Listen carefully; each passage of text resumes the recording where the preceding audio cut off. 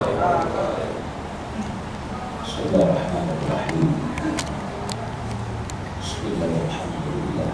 Khairu syarri syarrillah. Salatu wassalamu ala rasulillah Muhammad bin Abdullah wa ala alihi wa sahbihi wa mawala. Wa la hawla wa la quwwata illa billah. Allah subhanahu wa ta'ala. Asyraqul qawli الذين آمنوا وعملوا الصالحات أولئك هم خير البرية جزاؤهم عند ربهم جنات عدن تجري من تحتها الأنهار خالدين فيها أبدا رضي الله عن ذلك لمن خشي ربه صدق الله وبلغ رسوله صلى الله عليه وسلم. Saudara muslimin dan muslimat hadirin hadirat jamaah salat Jumat yang dimuliakan oleh Allah Subhanahu wa taala. Kajian saya pada siang hari ini sebuah refleksi saya bahwa bahasa Al-Quran ini namanya religiusitas atau bahasa tadayun, sikap beragama, religiusitas yang seringkali sikap keberagamaan kita terlepas dari nilai-nilai religi itu sendiri. Sering orang tanpa sadar dia mengaku beragama, tapi sungguh dia terlepas dari nilai agama. Syarat Quran ada seperti ini. Ara'aita allazi yukadzibu. Itu satu makna. Ada orang sangat mendustakan agama. Dia beragama tapi dia mendustakan agama. Ara'aita allazi yukadzibu. Tahukah kau orang yang mendustakan? Dia beragama tapi dia dustakan. Bentuknya ara'aita allazi yukadzibu kamahiyya du'un kepada Allah. Sebab pernah ada pertanyaan, bagaimana mungkin seorang beragama kok dikatakan tidak beragama atau justru melepaskan diri. Keberagamaan kita ini jangan sampai terlepas dari sebutan agama itu sendiri. Islam, kita belajar bahasa Arab, ada kalimat salimah yaslamu atau aslama yuslimu, kemudian akhirnya kata-kata Islam. Perkembangan bahasa salimah yaslamu atau aslama yuslimu kemudian menjadilah istilah Islam. Jadi jangan sampai keberagamaan kita ini justru terlepas dari sebutan Islam itu sendiri. Ini sebuah kedamaian. Atau barangkali kalau merujuk kepada hadis Rasulullah SAW, sebutan Muslim untuk kita pun belum ideal. Kalau dalam sebuah isyarat hadis yang sahih, yang namanya Muslim itu yang namanya Muslim itu katanya man salimal muslimuna min lisanihi wa yadihi. Kalau kita ngaku Muslim ini, yang artinya kemudian orang yang bisa menjamin orang lain selamat dari lidah dan tangan. Itu kriteria. Bahwa kalau saya, bapak, ibu ngaku Muslim atau Muslimah, kita harus menjamin saudara kita selamat. Karena Islam itu selamat. Allahumma assalam, kedamaian. Harus menjamin saudara kita selamat dari lidah dan tangan kita. Itu baru namanya Muslim. Jadi keberagaman yang tidak boleh terlepas dari nilai-nilai agama itu sendiri. Atau mukmin. Mukmin itu kalau kita lihat akar katanya amina ya'manu, aman. Berarti orang mukmin itu harus menjamin aman saudaranya yang mukmin. Muslim itu harus menjamin saudaranya selamat. Dalam sebuah hadis Nabi katakan sampai bersumpah, wallahi la yu'minu, wallahi la yu'minu, wallahi la yu'minu. Demi Allah tidak beriman seseorang, demi Allah tidak beriman seseorang, demi Allah tidak beriman seseorang. Sahabat mendengar itu terheran-heran. Rasulullah mengulang sampai 3 kali, siapa yang beliau maksudkan? Manhum ya Rasulullah, manhum ya Rasulullah, siapa mereka yang kau sebut tidak beriman demi Allah, tidak beriman demi Allah, tidak beriman demi Allah? Qala, beliau katakan, man la ya'manu jaruhu bawa'iqah. Orang mukmin itu, dan dia tidak dikatakan beriman kalau dia tidak menjamin saudaranya, tetangganya dari kejahatan diri. Jadi kalau tetangga kita terganggu dengan sikap, perilaku, kejahatan kita, kata Nabi, dia bukan beriman. Man la ya'manu jaruhu, orang yang tetangganya tidak aman bawa'iqahu dari kejahatan. Tetangga itu bukan samping kita saja, 40 ke belakang, 40 ke kanan. Orang bicara Islam itu sebatas bicara akidah dan syariat. Ada dalam sebuah hadis ketika Rasulullah didatangi malaikat Jibril, tapi dalam bentuk wujud manusia. Hadis sahih dari Umar bin Khattab. Datang kepada Rasul orang yang rambutnya hitam, yang syadidu sawadis sya'ri, syadidu bayaris siyabi, begitu hitam rambutnya, begitu putih bajunya. Lam nara minhu asaran minas safari, kami tidak melihat ada bekas perjalanan jauh orang. Sahabat heran, kalau dia orang Mekah pasti kami kenal, tapi kalau dikatakan di orang jauh, tapi jangan lihat bekas perjalanan jauh. Bapak kalau tadi turun dari kereta, ini keretanya kereta ekonomi, Pak, Tanah Abang perang. Turun dari kendaraan perjalanan, gimana keadaan? Ini orang rambutnya rapi, bajunya putih, dan kami tidak melihat ada bekas perjalanan jauh. Kalau di orang jauh masih aut-autan, kalau orang dekat kok kami tidak kenal. Itu yang datang kepada Rasul menanyakan 3 hal. Saya sampaikan ini sekarang di tengah orang mengaku kembali kepada Quran dan Sunnah, tapi jauh perilakunya dari Quran dan Sunnah. Etika, moral, akhlak, itu yang kemudian banyak mendominasi ayat wa ma arsalnaka illa rahmatan lil alamin wa innaka la'ala khuluqin 'adzim wa qad kana lakum fi rasulillahi uswatun hasanah. Laqad ja'akum rasulun min anfusikum azizun 'alaihi ma 'anittum harisun 'alaikum bil mu'minina raufur rahim. Ar-Rauf Ar-Rahim itu Asmaul Husna. Sampai Allah berikan kepada Rasulullah Ar-Rauf Ar-Rahim. Karena begitu mulia akhlak Rasulullah sallallahu alaihi wasallam. Itu datang malaikat Jibril tapi dalam bentuk rupa manusia. Dia bertanya kepada Rasul, akhbirni anil Islam. Ya Rasul, ya Muhammad, beritahu aku tentang Islam. Dijawablah oleh Rasul dengan menyebutkan rukun Islam, antasyhadu an la ilaha illallah wa anna Muhammadar rasulullah, syarat yang 5 ya. Ada lagi, akhbirni anil iman, beritahu aku wahai Muhammad tentang iman. Dijawab sebagai yang terjawab rukun iman, antum minabillah wa matrus. Ya.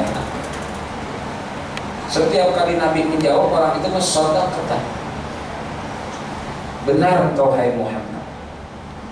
Sahabat bingung, ini orang bertanya kok membenarkan. Kan dia bertanya tadi, akhbirni anil Islam. Di surat kedengaran? Saya takut ganggu yang suara. Yang ngantuk jangan dibangun. Orang itu bertanya, Jibril, sahabat heran, kan nggak tahu nih yang datang ini Jibril, sahabat nggak tahu. Ma baru rajul yas'al wa yusaddiq, ada apa kok orang itu bertanya tapi membenarkan? Kan berarti bukan nggak tahu. Kalau orang bertanya kan nggak tahu. Ini kok bertanya tapi membenarkan. Kan berarti bukan nggak tahu. Sudah, apa itu Islam? Yang ketiga, akhbirni anil ihsan. Ini hadis sahih. Beritahu tentang ihsan. Al-ihsan wa an ta'budallaha ka'annaka tarahu fa in lam takun tarahu fa innahu yaraka. Kau beribadah kepada Allah seakan-akan kau menyaksikannya. Kalau kau tidak menyaksikannya, yakinlah bahwa dia menyaksikanmu. Itu ihsan. Jadi ibadah kita ini tidak ada hubungan dengan orang. Sudah selesai, dia pulang. Rasul tanya, tahukah kalian siapa yang datang tadi? Siapa yang datang? Qalu Allahu wa rasuluhu a'lam. Allah dan Rasulullah lebih tahu siapa yang datang. Kata Nabi, dzaka Jibrilu. Dzaka Jibrilu, itu tadi malaikat Jibril. Atakum, ia mendatangi kalian, yu'allimukum, dan ia mengajarkan kalian dinakum, agama kalian. Jadi dia mengajarkan para sahabat lewat tanya jawab. Tapi dengar sahabat itu kan sebetulnya yang mengajarkan sahabat. Dia tadi Jibril yang datang kepada kalian mau mengajar kalian tentang agama kalian. Berangkat dari 3 pertanyaan, itulah yang disebut qawaiduddin, 3 sendi agama: Islam, iman, ihsan. Iman itu akidah. Iman itu la ilaha illallah wahdahu la syarika lahu, lahul mulku wa lahul hamdu yuhyi wa yumiitu wa ala kulli syai'in asyhadu an la ilaha illallah. Akidah. Islam itu syariat, hukum, fikih. Ihsan itu etika. Orang menyebut tasfiyatun nafs, atau barangkali ada orang menyebut dengan istilah tasawuf. Dan ini tidak boleh dipisahkan. Inilah dakwahnya Rasulullah, dengan warna akidah, dengan warna syariah, dan warna akhlak. Bahkan mohon maaf, pada hakikatnya kata ulama, 2/3 agama itu didominasi oleh nilai-nilai akhlak. Ya, kadal adabu ayyakuna sulusaidin, hampir-hampir masalah akhlak itu mendominasi 2/3. Akhlak ini yang sering tidak dibawa. Kalau kita lihat ayat, sampai pada ayat yang berkaitan dengan hukum kisos. Kisos itu hukum balas. Jadi kalau bahasa definisi kisos itu ayyuf'alal mar'u mislama fa'ala, diperlakukan seseorang misla seperti ma fa'ala, seperti apa yang dia telah perbuat. Jadi dia diperlakukan seperti dia memperlakukan orang. Kalau dia menghilangkan nyawa, dia diperlakukan juga seperti dia menghilangkan, harus hilang nyawanya juga. Kalau dia tebas orang itu sampai putus, dia pun harus ditebas. Itu kisos. Kalau ayatnya berhenti pada wajazaa'u sayyi'atin sayyi'atun misluha, dan balasan satu kejahatan adalah kejahatan yang serupa pula, kita kalah dengan orang Nasrani. Kita kalah dengan Nasrani. Padahal Islam itu lebih hebat. Tapi orang sering berhenti pada ayat itu, dan balasan satu kejahatan adalah kejahatan. Jadi selalu aromanya menuntut balas. Padahal kan ada sambungan, faman ma'afa wa aslaha fa ajruhu 'ala Allah. Sampai yang menciptakan hukum ini, Allah Subhanahu wa ta'ala yang menciptakan syariat, masih meminta kepada kita bahwa tidak melulu kalian menuntut balas. Faman afa, maka barang siapa mau memaafkan, wa aslaha, dan mau berdamai, fa ajruhu 'ala Allah, Allah akan jamin pahala. Jadi sebetulnya ini yang sering terakhir ini tidak dibawa ayat ini. Jadi orang melihat Islam itu, kalau wanita-wanita itu tidak mau diperistri, bukan hak dia. Kenapa harus dipenggal kepalanya? Entah berita yang diliris itu benar atau tidak, tapi kalau sudah menyebut-nyebut Islam ternoda.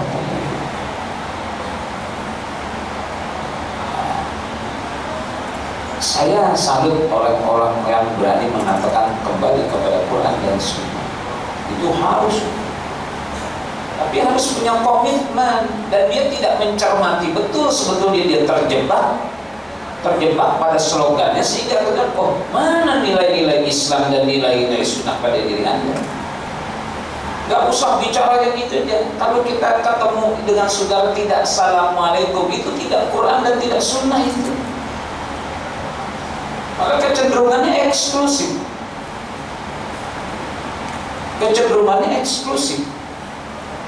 Jangankan memberi salam, ya, kumpul aja nggak mau, karena sudah beda pemahaman, beda firqah. Sekarang saya cuma mengatakan saya hormati prinsip Anda dengan prinsip Anda, tapi sebetulnya Islam yang Anda tampilkan itu, Anda terjebak pada slogan Anda.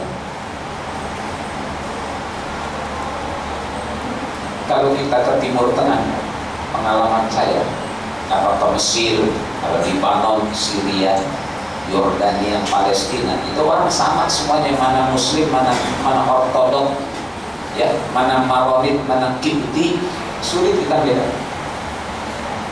Kalau Bapak ke Mesir ketemu dengan kelompok Kristen Koptik, Kipti, yang perang terus sampai sekarang. Kalau Bapak ke Libanon ketemu dengan Kristen Maronit, ke Syria ketemu dengan Kristen Ortodok, Palestina begitu juga. Itu semuanya sama, hidungnya. Sulit kita membedakan.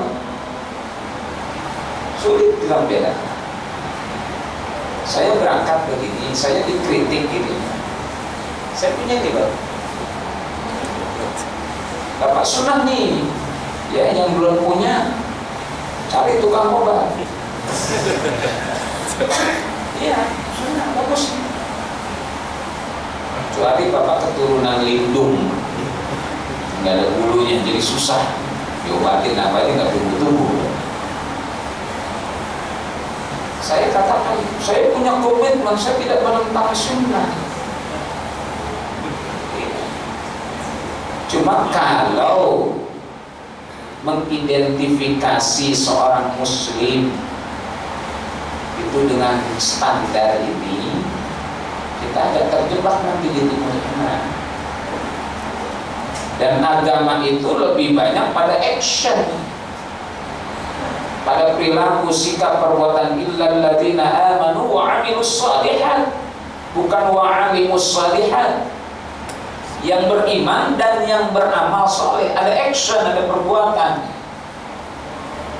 bukan slogan atau aksesoris atau penampilan. Enggak. Silakan bapak-bapak yang orang Jawa, silakan mau sholat Jumat pakai belangkon, deska, pakai kain, bawa keris, itu cuma aneh saja orang ini.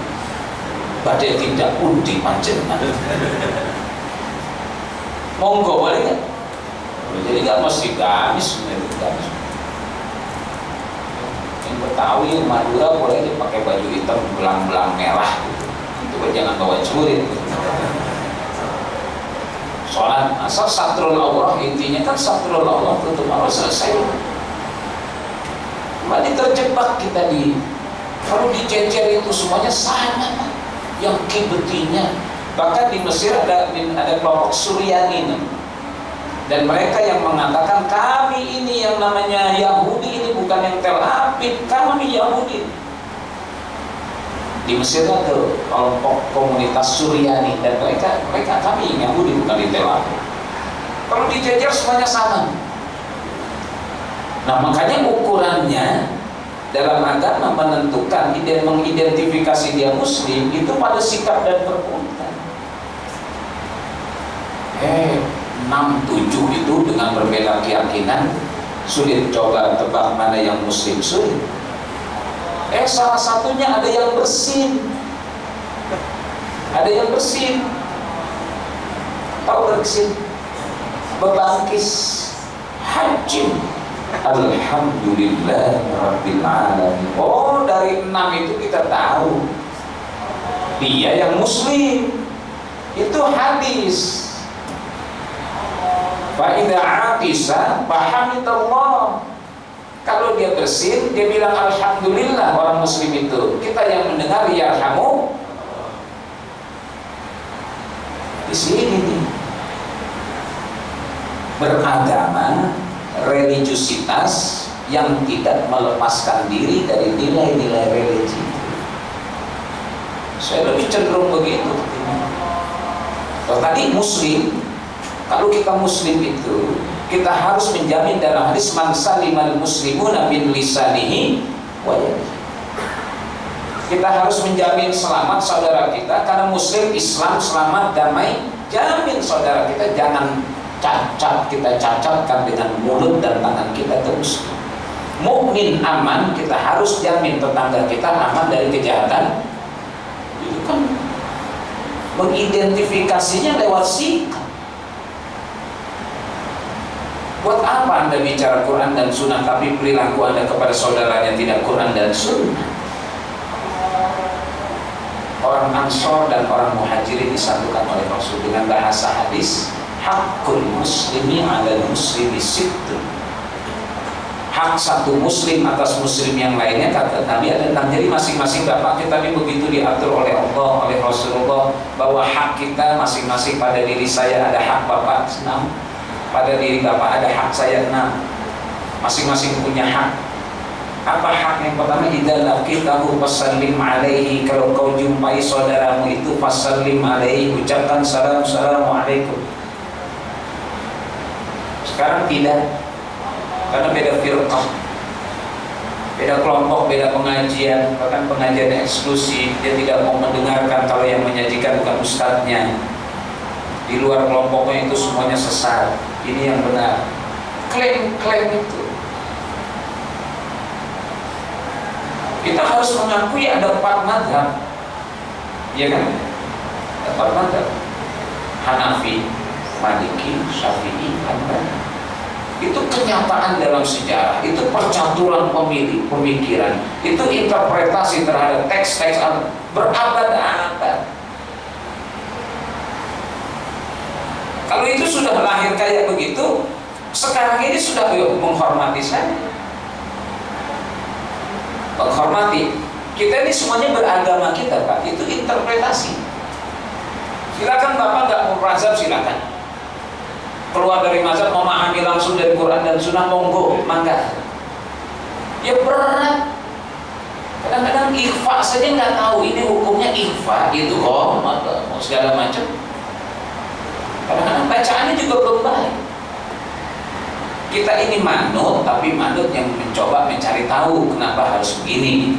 Nggak boleh manut, tapi manut mencari tahu. Itu ketemu, assalamualaikum. Rasulullah SAW dalam hadis. Sekarang kan sudah sampai orang mengkafir-kafirkan, menyesat-nyesat. Begitu tajam mulutnya terhadap saudaranya. Saudaranya masih la ilaha illallah Muhammadur Rasulullah.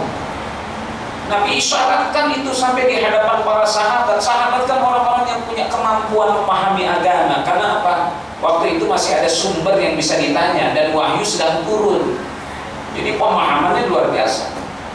Tapi Rasulullah ada kekhawatiran, mimma akhafu alaikum, mimma dari apa-apa, akhafu yang aku takutkan, alaikum atas diri kalian. Itu di hadapan para sahabat berbicara, mimma akhafu alaikum, dari hal-hal yang aku takutkan atas kalian. Rajulun qara'al Qur'ana, seseorang telah membaca Al-Quran.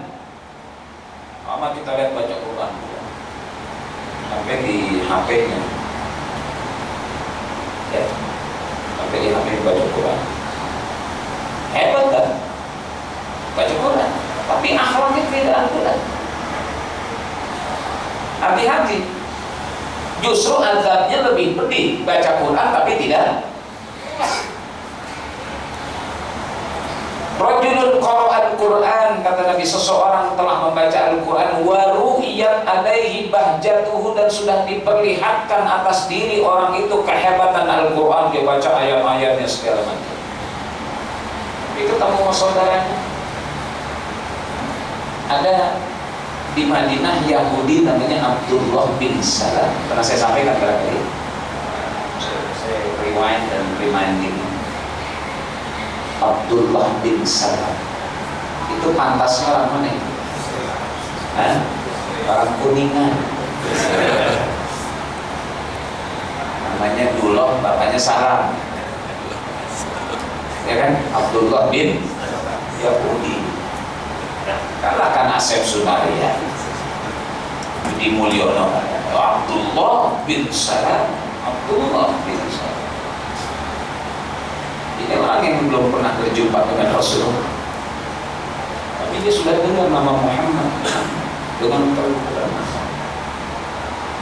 Suatu saat orang ini berjumpa dengan Rasul, dia belum mendengar Rasulullah berucap, dia belum melihat Rasulullah bertindak, baru melihat wajah Rasulullah.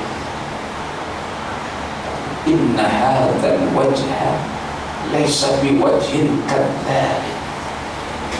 Inna hadzal wajh, sungguh wajah orang ini laisa biwajhin kadzdzabin, bukanlah wajah seorang pendusta.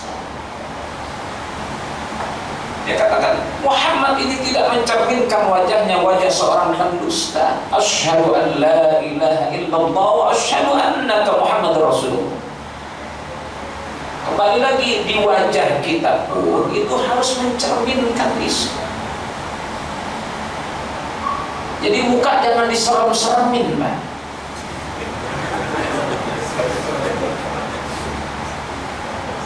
Jangan diserem-seremin. Pasal kita menunjukkan kewibawaan itu bukan dengan kumis, tapi pada komitmen. Orang segan itu karena istiqomahnya kita. Dia bukan pasang kumis, tapi takut sama bininya diketok pakai gayung mobilnya. Rasulullah itu besar. Coba, musuh itu sudah takut dengan Rasulullah baru mendengar namanya, kehebatan Nabi, tapi tetap aja besar. Smiling people beda dengan cengengesan ya. Kalau cengengesan bahaya nih, belum baik udah pulang ini. Saya lihat sekarang kok mukanya tidak besar. Kalau lihat saudaranya tidak menunjukkan, karena merasa dia paling benar. Saya bergelut dengan literaturnya almarhum ayahnya beliau. Banyak baca literatur. Saya taruhlah ya, kalau orang yang seliting dengan saya, Menteri Agama kan satu angkatan dengan saya, Abdul Sepudin. Jadi menggeluti kajian-kajian itu sudah tahun 78. Saya kok alhamdulillah bersyukur, selalu ingin menampilkan Islam itu tidak sementara yang dipahami oleh, jangan orang-orang Paris Barat. Kita saja seringkali memahami, apa iya Ustaz ini Islam? Apa iya ini Islam? Karena sering bahasa agama itu hanya sebatas akidah dan syariat. Kalau ada pesan-pesan akhlak, nah itu yang 6 tadi itu. Yang pertama kalau ketemu Assalamualaikum, kalau dia cuma Assalamualaikum, Allah masih ajarkan fa idza huyyitum bi tahiyyatin fahayyu bi ahsana minha aw rudduha. Kalau kita diberikan ucapan Assalamualaikum, Allah katakan fahayyu bi ahsana minha, kasih yang lebih baik. Dia Assalamualaikum, Waalaikumsalam warahmatullahi wabarakatuh. Dia cuma dapat 10, kita dapat 30 katanya. Kalau perlu mu'anaqah,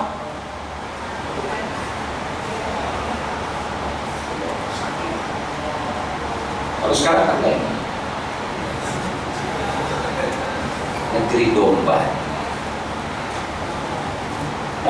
Assalamualaikum, waalaikumsalam. Idza laqita wa idza da'aka fa'ajib. Ini bahasa sikap lagi, bukan bahasa slogan. Kalau dia mengundangmu, penuhi katakan. Sampai Rasulullah diundang oleh orang miskin, beliau datang. Ini pangkatnya lebih dari tinggi jenderal, dari raja. Orang miskin mengundangnya, beliau datang. Justru beliau katakan walimah, jamuan itu terburuk adalah jamuan yang cuma mengundang orang-orang kayanya dan tidak mengundang orang-orang miskin. Kalau diundang datang walimah. Itu kan bahasa action, sikap. Wa idza da'aka fajib wa idza stansahaka fansahu. Kalau saudaramu minta nasihat, kata Nabi, nasihati.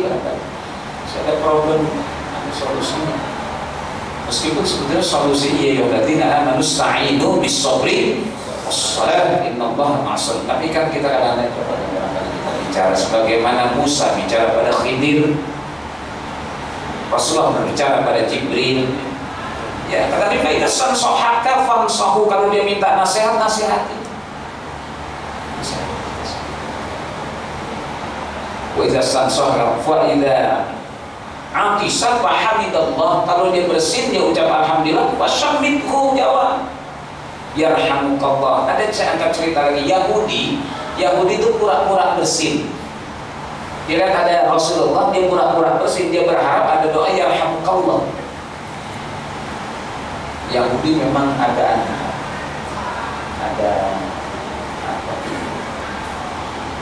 pokoknya jago dah. Ya, yang main catur tahu lah Gary Kasparov, betul kan? Ya kan? Anatoly Karpov, tahu pastinya manusia. Itu Yahudi pura-pura bersih. Dia berharap ada doa yarhamukallah. Hancur, tapi Rasulullah tahu kalau dia pura-pura bersih. Orang bersih betul-betul kan dengan bersih yang pura-pura ketahuan. Kepada sekarang bapak kan nggak pengen bersih, coba bersih dah. Coba bersih dah. Abal-abal. Kalau yang bersih benar-benar emang tuh itu kan nikmat.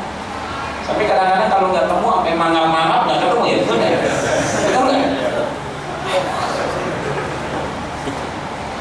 Itu konteksnya alhamdulillah dia bersih. Nabi tahu hajim. Dia ucap alhamdulillah. Tapi Nabi bilang yahdikallah. Yahudi itu bilang bisa ya, Yahudi bilang alhamdulillah bisa loh. Fasih alhamdulillah, tidak alhamdulillah. Karena dia bilang alhamdulillah, dia berharap Nabi yarhamukallah. Inilah apa kemudian istilah almarhum, almarhumah itu tidak boleh dipakai kecuali untuk kita. Ya, sering udah dipakai umum ya. Almarhum, almarhumah. Yang dirahmati Allah itu siapa? Orang yang la ilaha illallah. Kalau rest in peace silakan. Tapi almarhum, almarhumah sering disebut itu. Maka Nabi tidak bilang yarhamukallah, yahdikallahu, mudah-mudahan Allah kasih hidayah kamu. Coba dalam bersin saja ada saling mendoakan. Wa idza maridha fa'udhu, kalau dia sakit kata Nabi jenguk. Dan etikanya minta doakan pada dia. Minta doakan. Karena makomnya itu lebih tinggi. Baru kita doakan dia. Orang salah paham ya. Saya doain kalian kan sehat. Kamu baru kemudian. Yang terakhir Pak Ida mata fatba'u, kalau dia mati ikut sholatin, ikut kubur. Nabi sampai menggali lubang sahabat, memandikan, mengkafankan. Ya Allah, terhormat sekali sahabatnya.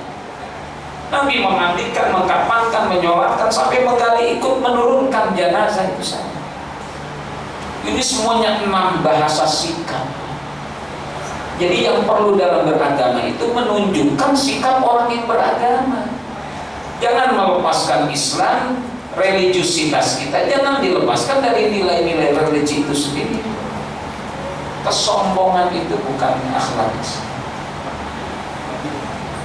Disinilah saya pada kawan-kawan memang saya hormati dengan prinsip-prinsipnya, tapi seringkali tidak disadari justru dia melemaskan diri.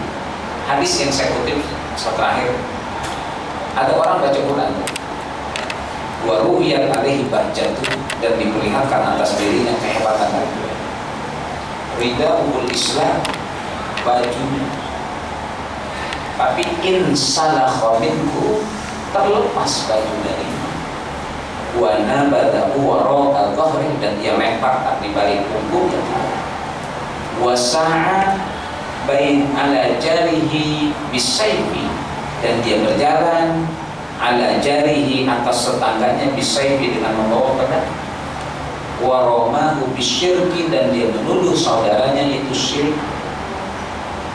Dia menuduh saudaranya syirik, kafir, sesat, segala macam. Kecuali memang konteksnya yang sudah kita kenal tentang syirik ya. Kita sepakat ada syirik-syirik yang kita sepakat. Tapi seringkali syirik ini sekarang dituduhkan pada hal yang justru ulama-ulama melihatnya bukan sebuah kesyirikan. Jadi jangan bapak-bapak terbawa bahwa Borobudur itu peninggalan Sulaiman, bohong besar. Di Borobudur ada patung nggak? Ada. Mana mungkin Nabi mengajak untuk menyembah patung? Al-Anbiya yad'una ila ibadatillah. Kan rame kemarin ya. Wah, Borobudur katanya, ya nggak mungkin orang para Nabi mengajak pada ibadah kepada Allah kalau ada patung di situ, kan menyalahi Quran dan Sunnah. Dia melontarkan syirik. Ada sahabat bertanya, qultu ya Rasulullah, aku tanyakan ya Rasul, ayyuhuma aula bisyirki, ya Rasulullah, di antara dua orang mana yang lebih layak dibilang syirik? Al-marmiyu, saudaranya yang dituduh syirik, awir rami, atau dirinya yang menuduh orang lain syirik. Jadi yang lebih pantas dikatakan syirik ini orang yang dituduh syirik atau yang menuduh syirik. Syirik itu kamu apa? Ya kalau faktor syirik yang sudah kita pahami bersama nggak boleh dalam agama, dan dosa yang tidak diampuni oleh Allah kecuali dia taubat. Tapi selama ini label-label syirik itu diarahkan kepada hal yang justru ulama besar tidak melihat itu sebagai syirik. Nah, kalau ada orang menuduh saudaranya syirik, kata sahabat, ya Rasulullah, ayyuhuma aula bisyirki, mana yang lebih pantas disebut syirik? Al-marmiyu, yang dituduh syirik, awil rami, atau yang menuduh syirik. Qala Rasulullah sallallahu alaihi wasallam, bali rami, kata Nabi, yang pantas disebut syirik adalah saudaranya yang menuduh saudaranya yang lain syirik. Jadi yang melemparkan tuduhan itu, kata Nabi, yang pantas dikatakan syirik. Jadi hati-hati melontarkan ucapan, melontarkan tuduhan. Itu bisa jadi justru ya, justru di Quran memberikan isyarat juga bahwa bisa jadi satu kaum lebih baik dari kaum lain. Jadi ini agama kita harus bangun dengan nilai-nilai akhlak. Akidah harus, saya harus, tapi jangan lupa ada pesan moral dalam data ini yang menjadikan Islam jadi lengkap, indah, kokoh, wafi dan komentar. Assalamualaikum warahmatullahi wabarakatuh. Kira-kira Pak, masih ada waktu sedikit, satu pertanyaan saja. Kalau tidak ada, mohon langsung berdoa.